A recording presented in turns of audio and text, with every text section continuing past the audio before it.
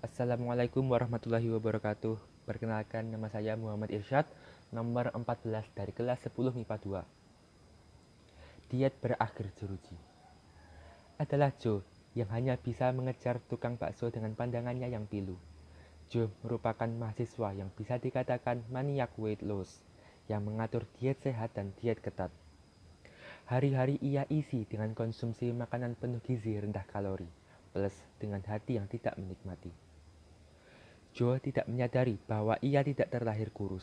Kedua orang tuanya gemuk. Hampir seluruh keluarganya gemuk, kecuali satu orang, yaitu Alex, si buncit yang humoris. Namun Joe percaya dengan motivasi dari seminar bisnis multilevel yang pernah digelutinya 5 bulan lalu. Tidak ada yang tak mungkin jika kalian ingin mencapai apa yang kalian inginkan dan sukses di usia muda. Tentu saja, sukses bagi Joe adalah sukses menurunkan berat badan. Apa yang membuat Joe tidak pernah berhasil adalah nafsu makan yang sama besar dengan badan. Memang, ia memakan sayur dengan porsi yang sangat banyak. Suatu hari, ia membaca sebuah artikel. Tertawa dapat membakar lemak, dan dengan sangat serius menanggapi. Joe sama dengan kedua orang tuanya, pemurung dengan muka berlemak sulit dibuat tertawa. Namun, hari saat ia membaca artikel itu adalah hari di mana ia seolah terlahir kembali. Joe menjadi pribadi yang gampang sekali tertawa, bahkan saat seseorang berbicara serius atau pada saat itu Joe menerima caci maki. Sikap Joe yang berubah tentu mengundang berbagai penafsiran dari masyarakat dan didominasi oleh pandangan bahwa ia telah gila. Sedikit namun sakit, Joe perlahan-lahan diabaikan. Teman-temannya sering memandang paham ke arahnya ketika ia mencoba berbicara hal yang lucu, hanya merespon berupa tersenyum penuh simpati. Keluarga Joe pun perlahan mulai mengabaikannya, dan ketika Joe menimbang badannya, mendapati beratnya hanya berkurang sedikit, beberapa ons, ia meningkatkan intensitas latihannya.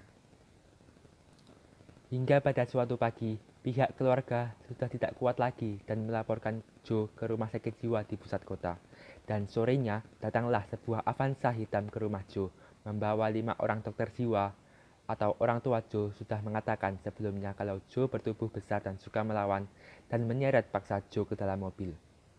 Bahkan Joe tetap tertawa, karena salah satu motivasinya dalam latihan tertawa ini adalah memandang positif dari segala sesuatu. Singkat cerita, Joe harus menginap sampai waktu yang belum ditentukan di balik jeruji besi yang dicat putih.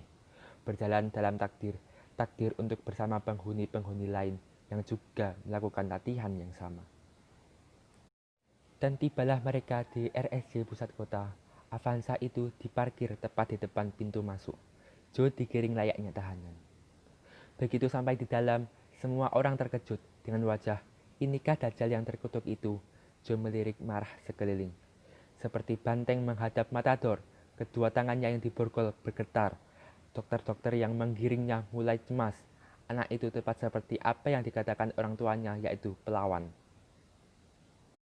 Para dokter yang menggiring Joe mulai mempercepat langkahnya menuju kamar sel nomor 3 di ujung kiri, dekat tangga yang di bawah nomornya bertuliskan, "Tidak perlu menunggu mukjizat untuk sembuh."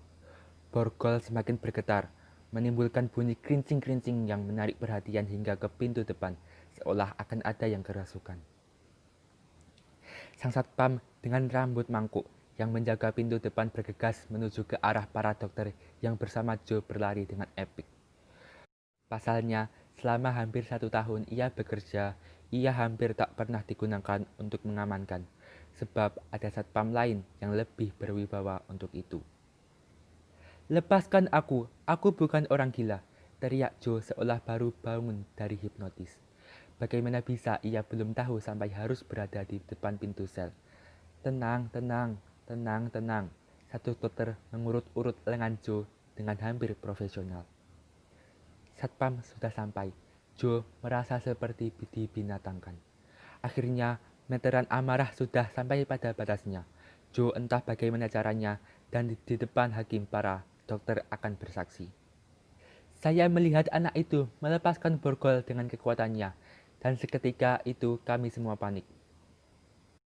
Kedamaian yang biasanya ada di sore hari RSJ tersebut hilang dalam sekejap diganti riuh yang menegangkan. Alarm berbunyi. Satu orang di ruang resepsionis tergesa-gesa menekan nomor pada telepon yang ada di meja. Para pasien di ruang bawah mendekatkan diri mereka ke jeruji. Bohong dengan wajah takut mereka, namun mereka sangat menikmati. Satpam rambut mangkuk segera mencekik Joe dari belakang. Joe pun segera meresponnya dengan refleks serta kekuatan yang dibangun dari setidaknya beberapa bulan diet ketat dan sehat. Membuat badan besarnya tidak hanya besar bodoh, namun besar sehat yang di dalam setiap ototnya terdapat kekuatan dari gizi makanan mahal. Joe langsung menjungkirkan si satpam ke depan. Tubuh satpam yang tadi menggantung di belakang Joe terhempas keras ke lantai. Si satpam, muka bulenya memerah. Matanya melihat ke atas sekali, hingga hanya putih yang terlihat di matanya yang bulat, terkapar kejang-kejang, dan dadanya kembang kempis, persis seperti ingin mengeluarkan bunyi mirip kentut dari punggungnya yang menempel di lantai. Para dokter ragu dalam keterburu-buruan yang seolah akan mengambil tindakan mantap, namun tidak lakukan apapun. Satu dua dokter tumbang dengan satu dorongan. Hanya dua pria yang takut berdiri dan memilih untuk pura-pura mati. Namun, mata lebar Joe masih terfokus pada satu dokter yang berlari ke arah pintu depan. Joe bergegas mengejarnya dengan lambat. Polisi, apakah ia berhasil mengejar Anda? Dokter, tidak. Saya berlari ke arah jalan besar dan terus berlari sambil sesekali menoleh ke arah rumah sakit. Di sana Joe masih berdiri di luar dekat pintu. Kepalanya menoleh ke segala arah dengan dingin. Polisi, baik, baik Pak, terima kasih. Sekarang Bapak boleh keluar lewat pintu yang di sana. Dokter, terima kasih Pak. Kalau boleh tahu, apa Bapak pernah mendengar nama Joe? Mana tahu ini kan, dia pernah lakukan tindakan kriminal. Polisi, kami semua saudara Joe. Ayo Bapak yang di pintu itu sudah menunggu Pak Dokter dengan tongkat baseballnya. Silahkan. Tamat.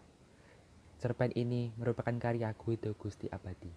Sekian, terima kasih. Wassalamualaikum warahmatullahi wabarakatuh.